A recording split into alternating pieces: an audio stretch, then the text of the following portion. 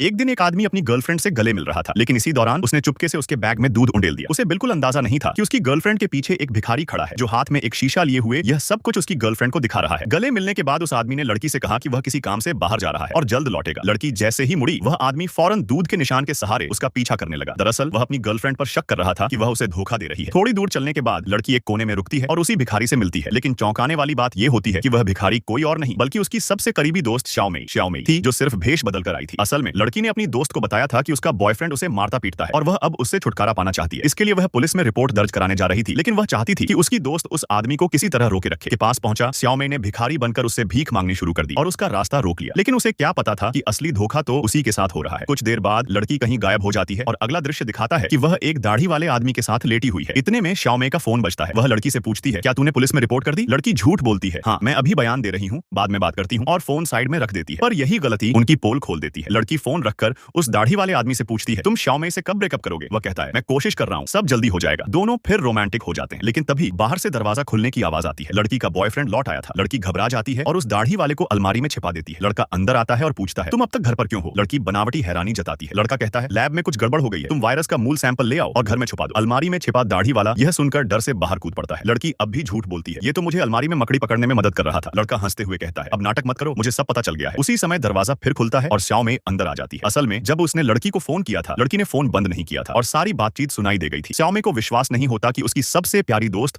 और उसका बॉयफ्रेंड उसे धोखा दे रहे थे। गुस्से और दुख से भरी श्याओमेई ने उस लड़के को सब कुछ बता दिया। आखिरकार सच सामने आ ही गया और वो धोखेबाज कपल शर्मिंदा होकर वहां से चला गया।